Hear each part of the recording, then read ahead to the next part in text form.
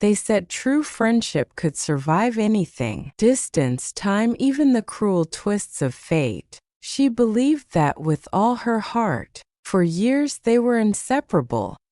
Two souls moving through life as if bound by something unbreakable. They had shared laughter that echoed into the night, tears that left no words, and secrets too deep to ever be spoken aloud again. But sometimes the deepest wounds don't come from strangers. They come from the hands you once trusted without question. And she would soon learn it wasn't fate or distance or time that would destroy their bond. It was something far more personal, far more deliberate, something that would change her forever. From the moment they met, it felt inevitable, as if the universe had quietly decided these two souls belonged side by side. It was during her first week at a new school.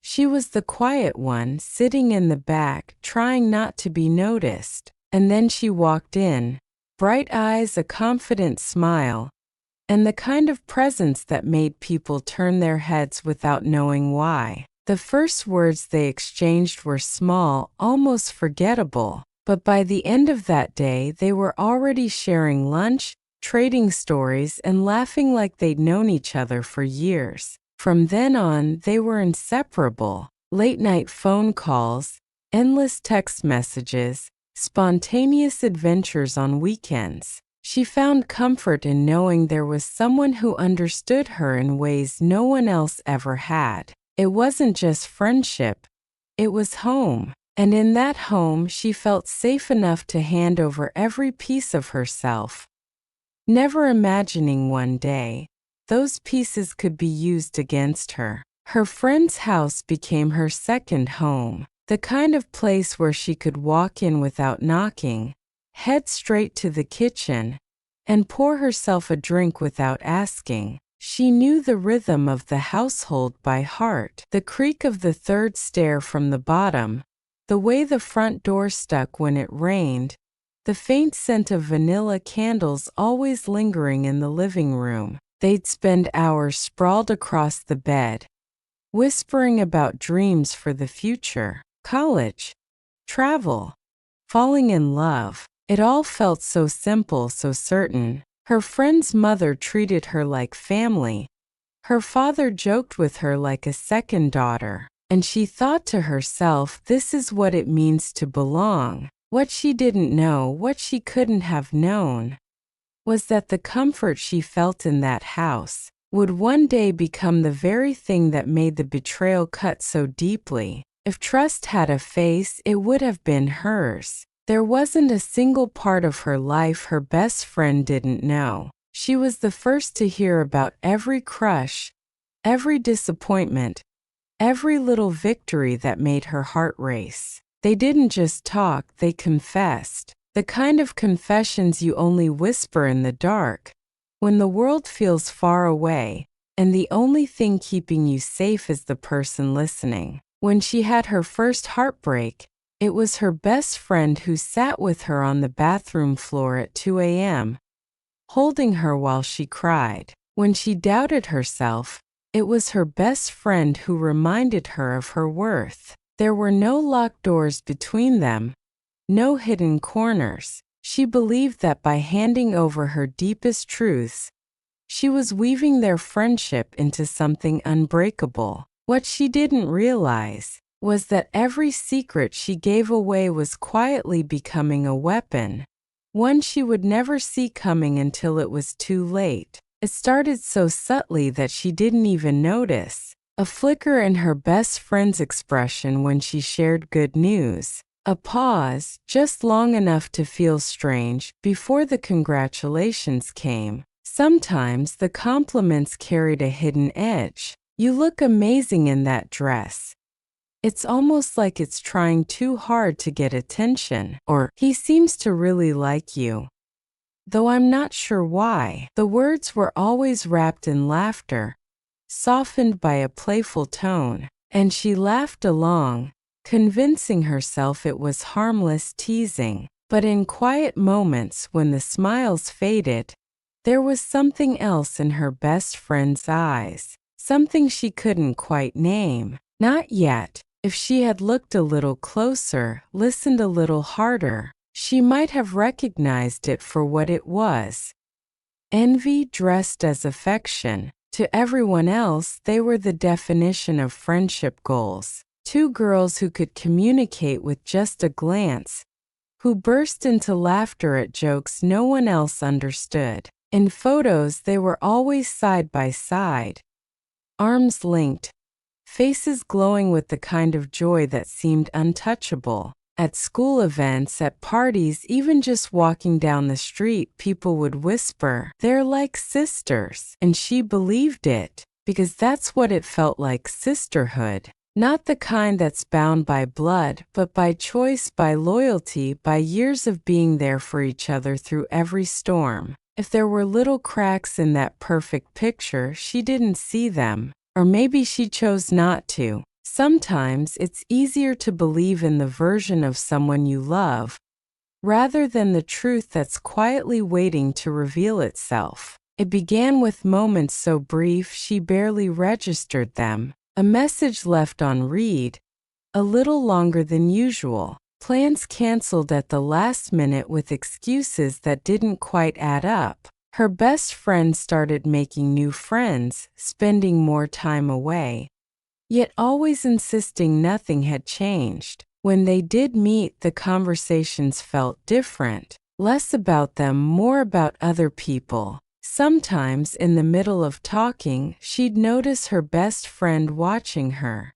Not with warmth, but with a kind of quiet calculation. It was a look she couldn't explain, so she brushed it aside. After all, every friendship goes through phases, right? That's what she told herself. She didn't realize she was already standing at the edge of a cliff, and each of those small cracks was another step closer to the fall. It happened on an ordinary afternoon, a chance meeting that would change everything. He was different, not just in the way he looked at her, but in the way he listened, as if every word she spoke mattered. Conversations flowed effortlessly, laughter came easily, and before long, their paths became intertwined. Her best friend was the first to know. They stayed up late that night, sprawled on the bed like they always did, dissecting every detail. What he said, how he smiled,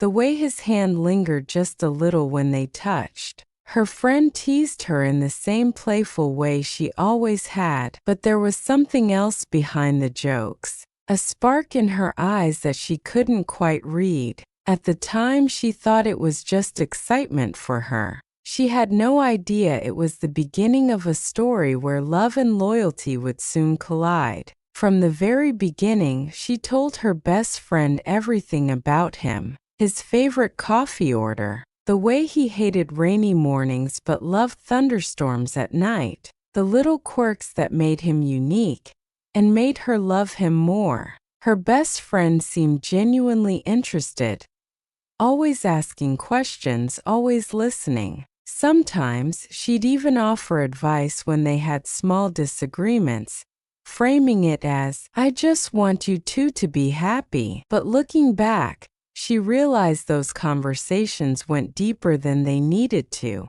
Details she thought were harmless.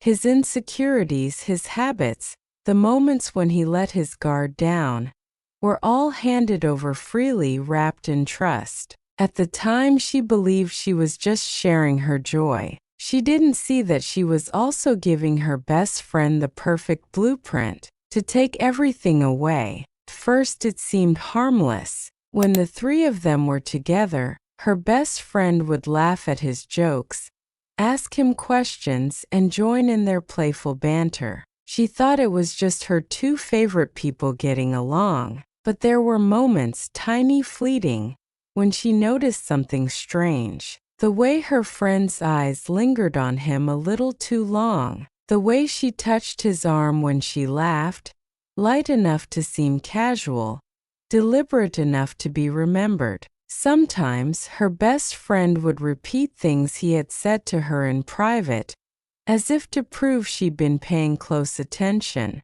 And when she wasn't looking, there was a subtle shift in the air, like two people speaking a language she couldn't quite understand. She ignored it, because in her mind there was no competition. Her best friend would never cross that line. At least that's what she believed. The first time it truly felt strange was at a party. She had stepped away for just a moment, and when she came back, she saw them, standing closer than friends normally would, laughing at something she wasn't part of. Another time, she called her best friend late at night, only to hear his voice faintly in the background. "Oh, he just dropped by," her friend said quickly, brushing it off like it was nothing. There were little things, too. Her best friend knowing about plans they hadn't discussed together, or casually mentioning inside jokes she'd never been told.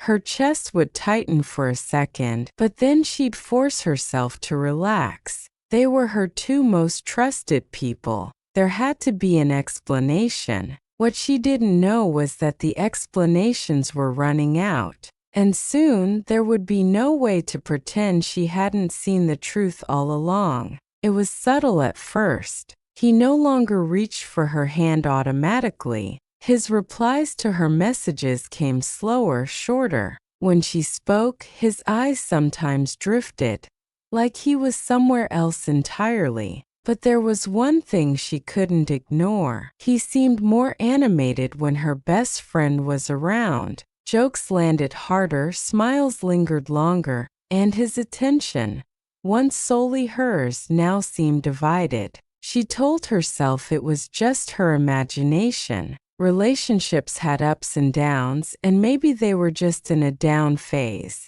But deep down she felt it. The invisible thread that had once tied them together was loosening, unraveling inch by inch. And every time her best friend's name lit up his phone, she wondered if she was imagining the way his face changed, or if she was watching him slowly slip away. It was a Tuesday evening, ordinary in every way until it wasn't. She had left her scarf at his place the night before and decided to swing by unannounced to pick it up. The hallway outside his apartment was quiet, the kind of quiet where every sound feels amplified. Through the slightly ajar door, she heard laughter. Not just any laughter, their laughter, the kind that once belonged to her and him. She pushed the door open a little more, and there they were. Not sitting far apart, not acting like casual friends. They were close, too close,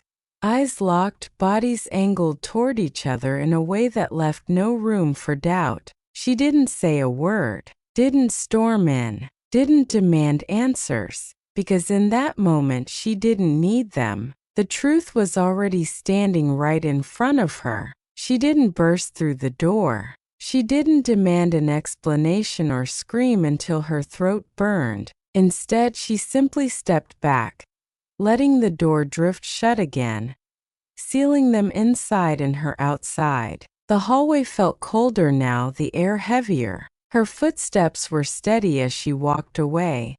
But inside, every beat of her heart was a thunderclap. Her mind wasn't racing. It was eerily calm, as if her body knew the truth before her heart could catch up. She went home, sat on the edge of her bed, and stared at nothing for what felt like hours. The phone buzzed once, his name, then again hers. She didn't answer either, because some truths don't need to be spoken to be heard, and this one was screaming in silence. In the days that followed, her mind betrayed her almost as much as they had. Every memory that once brought warmth now burned like acid. The sleepovers filled with whispered secrets. The late-night drives with music blasting. The inside jokes they'd laughed at until their stomachs hurt. Now she saw them differently. Each smile her best friend had given her felt like a mask. Each word of comfort, like a carefully placed lie. She replayed moments she'd never questioned before. The way her friend's gaze would linger on him when she thought no one was watching. The way he'd light up when she entered the room. And the worst part wasn't that those memories hurt. It was that they would never fade. They would stay sharp and permanent, like glass lodged beneath the skin. She didn't plan it. There was no script, no perfect moment to choose. It just happened like a dam finally breaking. They were alone in her best friend's room.